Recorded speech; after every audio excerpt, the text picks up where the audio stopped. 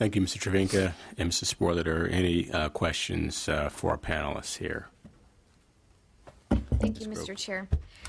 Like the consumers in the D.C. facilities that have no control over why they're there, foster children have no control why they're in the situation. So my sympathy is with them, and really zero tolerance for no one else. I apologize for my abruptness, but it just is.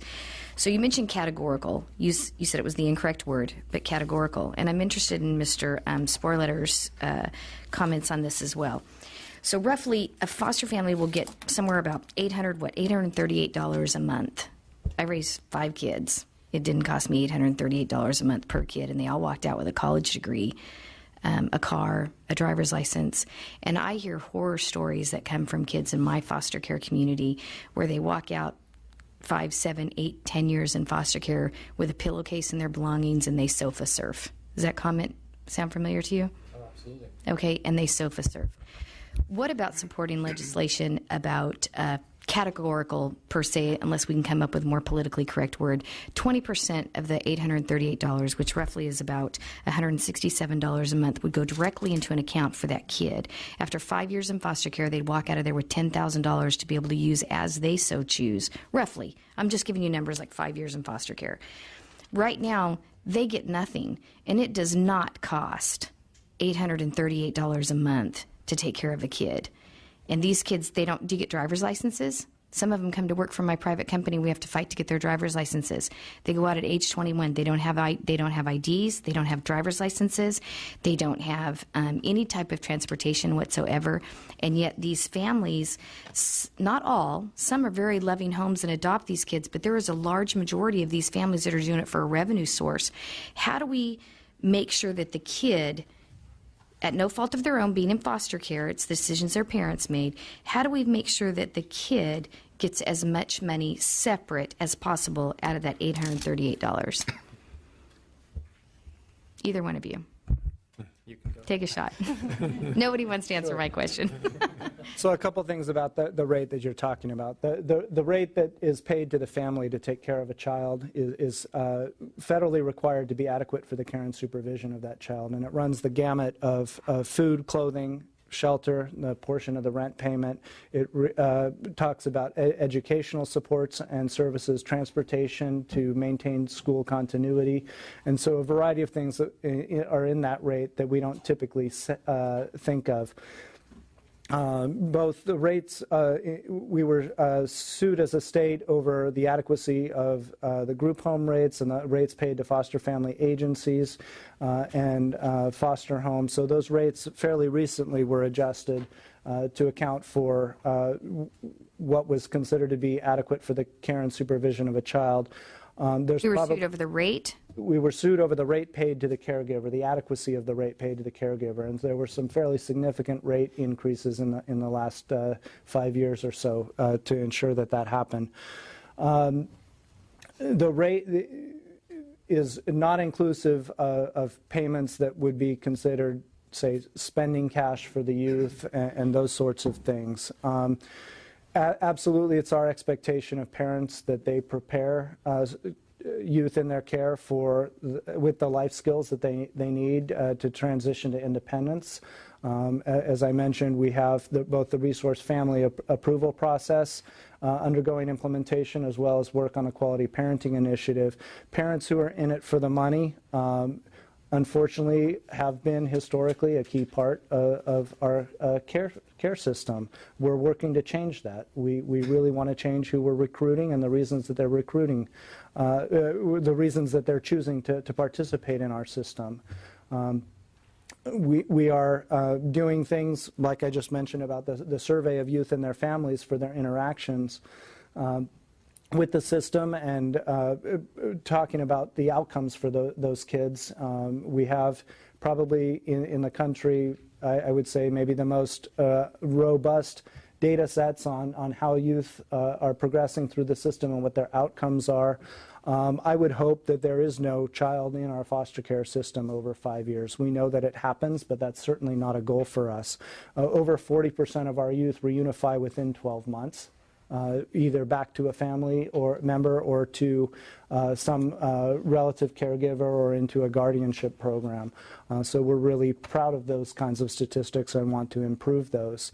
There are a variety of things that we're proposing to do, including changing where children are initially placed in the system, and then ensuring that the services and supports that are needed by those caregivers are available to those caregivers and not just in the high-end expensive placement types.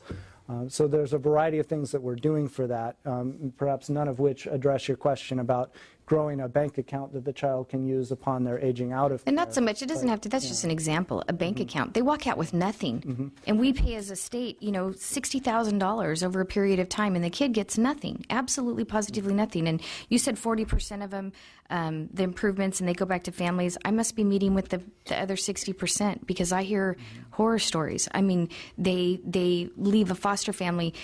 Two kids told me this week they got kicked out of their foster family because they became age appropriate or emancipated into the age group. They'd been there for a significant length of time, but they needed to get younger kids to keep the revenue source going. But they hadn't even finished their college education yet in a community college that they were working for and paying for. So it just seems strange to me that we, as a state, spend a significant amount of money on foster care, and these kids they don't get any part of it. They don't get, a lot of them, they don't get Christmas presents. A lot of them don't get, new clothes for school.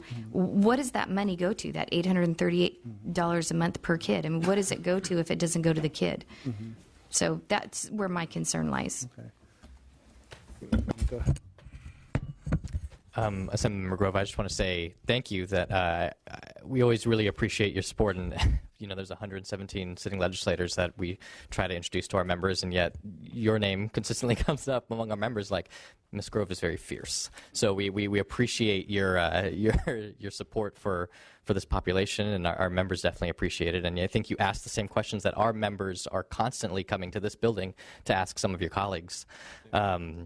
I think that an idea, you were just giving an example of a bank account. I think that type of idea or anything like that is definitely something that our members would be supportive of and think is a good idea. But I think what is even more kind of troubling is that youth are aging out of foster care, exiting foster care without a dime to their name, but they're also aging out of foster care without a home or without a job or without anything really. And we can measure that in if they had a bank account or not, but we're also seeing that they're not, that the outcomes, aside from a dollar amount, are not good for a lot of our youth.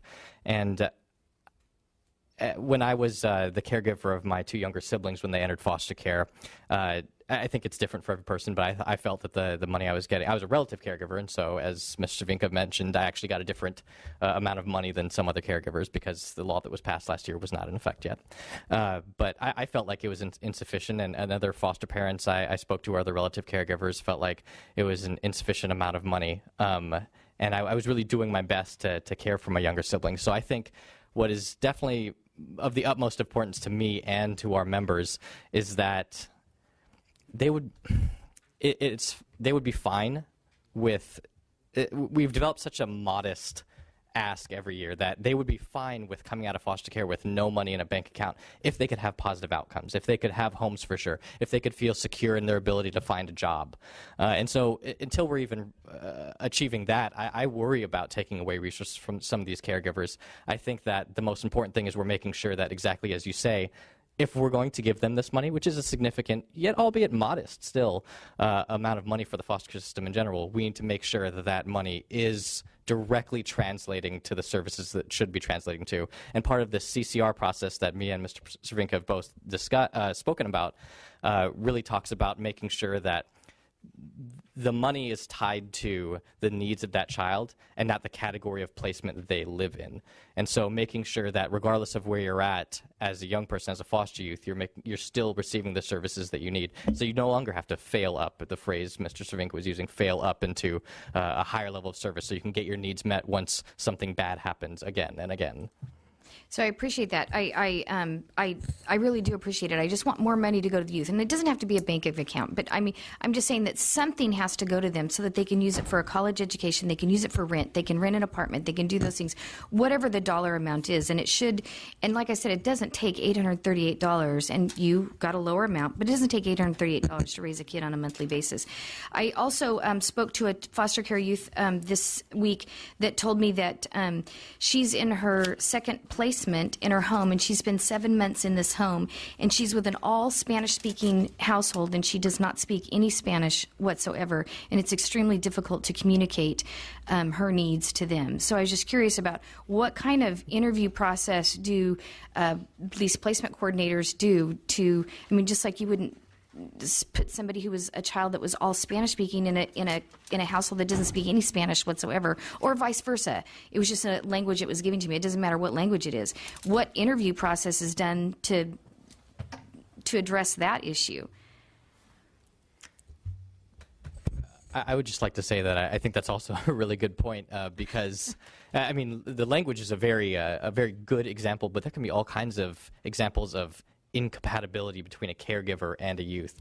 And I hope that, especially with some of the things from CCR implemented, specifically this kind of client satisfaction survey, it's kind of doing it in a backwards way, but finding ways to aggregate data coming from both the youth and caregivers to find these types of things that we can match them better with. Because a youth may not speak the language of the household. A youth may also be in a household where maybe the youth is 16 and that those caregivers are not super comfortable with dealing with teenagers, or maybe there's religious differences, or maybe a family has had zero experience, or maybe even some uncomfortable feelings around LGBT youth. And so there's all kinds of incompatibilities that we can run into, and I would hope that we can move towards a place where we do have those things in a place that's easily accessible to make matching important, because we obviously want to minimize how many placement changes there are. If we're doing our best absolute job at assessing the needs of that youth at their entrance into foster care, that should be the only place they live again until they're reunified, or unless that placement becomes their permanent option.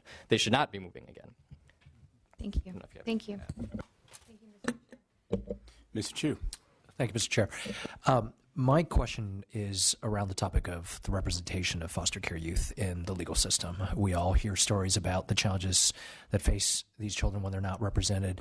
I know there's been a pilot program in recent years to try to provide some legal representation in some counties. Could you talk about how that program is going, what percentage of foster care youth are receiving the representation that they probably need and deserve in the system? What sort of outcomes are you seeing?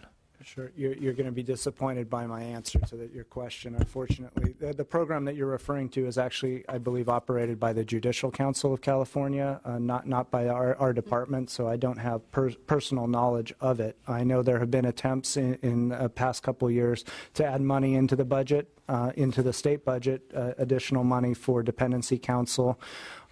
It's my understanding we're spending around $90 million a year today, and there's a desire to add about $33 million or so to get to what national organizations recommend as a desired caseload for children. We know it's a huge problem. It's a concern for us.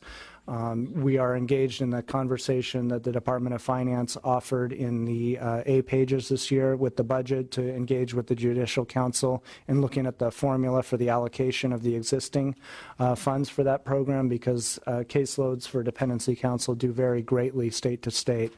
I'm sorry, county to county, and so we will be participating in that. It's one of several issues facing the system. Adequacy of representation has direct impacts on child well-being, the authorization of their medication, the length of time that they may spend in care due to court continuances and those kinds of things. And there was a slide here about the role of courts in the process. The adequacy of counsel advocating on behalf of youth is a critical part of that. But I can't, unfortunately, address your question about the efficacy of the program that's underway. Okay, I'd appreciate it if I could get some more information of what you've just described.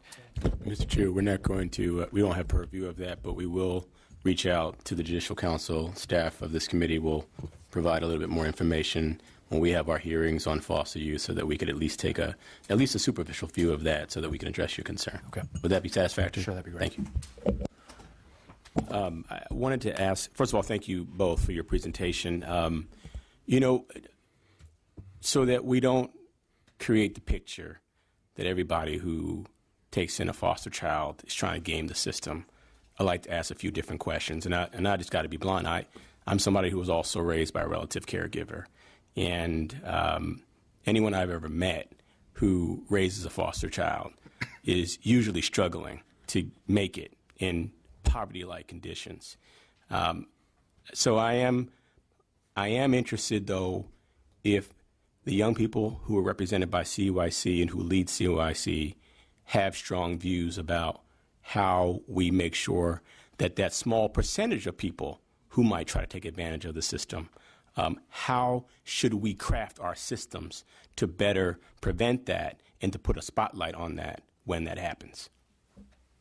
That's a great question, and I hopefully have a great answer. I think that because these last couple of years, stakeholders with the direction of CDSS has worked on the CCR process with the 19 recommendations, that we've kind of preemptively answered a lot of these questions. And one way that our members feel very strongly about, and some of the recommendations that Mr. Schmink were talking about, were around performance measures and outcomes.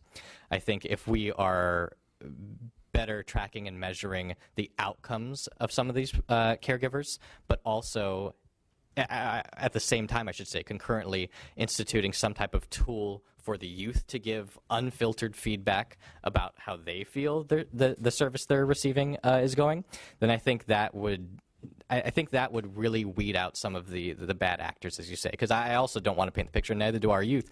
We have many youth with very positive experiences. But one of the things that makes some of our youth the best advocates is because they've gone through some of the negative experiences. So they want to make sure that if they've experienced that, it doesn't happen again, or if they have friends who can't make it to CYC meetings who are having a hard time in those situations, they don't experience that either. So I would hope that better measuring the outcomes of these providers and making sure that at the same time we are getting feedback directly from the youth, then we can make sure that those bad actors can either receive the training they need to be, because the bad actors, maybe that's not the right phrase, because sometimes there are poor outcomes or poor situations that aren't necessarily, at least we would hope in an ideal world, are not things that people are trying to do. It's just a matter of lack of resources, stress from their own lives, lack of training, lack of support for the caregiver. And so if we're better supporting caregivers, they can better support our youth. So hopefully we can achieve that. And we would welcome representatives from the California Youth Connection to come back and to share those stories and to share their recommendations. As you laid out in your opening remarks, we appreciate whenever those served by any sector are in a position to support the decision-making, and I know that California Youth Connection has been one of the leaders in this, and so we would welcome those that you serve at CYC to come back at any time to this committee and share recommendations that might change the outcomes, as you say, for the better. Thank you very much. Thank you. I have one closing question for this panel. And I think it relates to Assemblymember Grove's question, too, about how we allow young adults to leave care with some resources that will help them. And for many years, I worked with emancipated foster youth around transitional housing. And one of the programs that I've seen was the IDA program, the Individual Development Account program, which said that certain groups of people would be eligible for a certain amount of money, either to go to school, for housing, or to launch a business. And I wanted to ask if either of you are aware of how much or how little there has been IDA or similar programs made available to young people who've either been in care or are about to transition out of care. I'm unfortunately not aware. Yeah, I'm in the same boat as he is. I apologize. I'm not familiar. So it's something that I'll work with our staff to bring more information here, because that in and of itself may be an opportunity. California can optionally fund into a program such as that. It doesn't need to take away from what we provide to families who are in the foster care system, but it can complement and supplement by saying we prioritize your ability to have financial assets that will help you open a bank account, launch a business, go to college, buy a home, have a home. And to that point, Mrs. Borletter, you talked about the transitional housing programs. I agree with you. They've been great, what I've seen. The biggest challenge that I've seen is that there just aren't enough of them. You talked about the number of youth who are projected to emancipate this year and in the subsequent year. Do you have a sense or a projection of the number of additional transitional housing plus slots that would be needed to accommodate the need? Unfortunately, I don't have the information. I can get you that information, though. I think that something I failed to mention in my comments was that there was recently this Cal Youth study, which is the first of its kind to kind of measure the progress in our AB 12/extended foster care implementation here in the state of California. And with that, there was a survey of over 700 youth who were experienced in the program. But there was also interviews with caseworkers. And 71% of the respondents of the caseworkers said that the biggest obstacle to AB 12 implementation and good outcomes for the youth was insufficient placements, an insufficient amount of placement options. Got it. That's it for my questions. Mr. Cerviche, if you would, Cervinka, sorry, if you'd be on notice that we're interested in expanding this conversation about individual development accounts or some other form of financial support for those who will be leaving foster care. Thanks. Ms. Grove. Thank you. Mr. Chair asked a question, and it's sorry, I don't think it was answered. Well, originated a question from me. Is there a mechanism in place right now for unfiltered foster care, foster youth participation? Is there a mechanism in place right now where foster youth can fill out a form or provide an unfiltered recommendation on their position or what they feel their care has been in the system? Sure. So there are a couple ways to do that, and one, of course, is through the advocacy organizations. But the other thing, which I didn't mention at all so far today, but which is also really important, is the state's licensing infrastructure and the approval of these homes. Foster youth have a list of rights that they're entitled to. You know, access to phone, sibling visitation, adequacy of availability of food, and those kinds of things. And we have a licensing hotline to call complaints to. Over the last couple of years, we've made some really positive strides in terms of our ability to get to children's residential facilities on a much more frequent basis. We've been more transparent about facilities and their licensing history on our internet site. So that's another avenue where youth with particular problems can come directly to us. I would also be remiss if I didn't mention the Foster Care Ombudsman Office, housed within our department but independent in law. They handle, and I'm embarrassed, I don't remember the number, but a significant number of complaints directly from youth, both complaints from youth as well as requests from caregivers for support and where they can go to get help. So all of those things are avenues where we can hear directly from people and respond appropriately. I'd like you to provide me, if you could, at a later date, when you go back to your office, the number of complaints the Ombudsman has, the number of complaints that he receives from foster youth, and the resolution of those complaints. Sure. We produce an annual report, no problem Great. at all. Thank you. I'd also like to mention, too, you brought a particular placement issue to our attention, and if we could follow up afterwards, I'd be grateful to learn more of the particulars around the youth who was placed with a Spanish-speaking family when she doesn't speak Spanish herself. Thanks. Thank you. And that would be helpful to have that should other instances come up even outside of this committee for other members. Yep, absolutely. Thank you. We're always available for those kinds of things. I'd like to go ahead and thank the panelists. I'd like to thank my colleagues on the committee and our staff and all of you who are here today. I promised our members that we will be efficient in our time, but we'll be impactful. And in that respect, I believe that you've helped us deliver both today. You've given us some good marching orders as we start out with the committee, and we're looking forward to our ongoing work together. And with that, I'd like to thank you very much, and we are adjourned. Thanks. Thank you. Thank you. See you soon.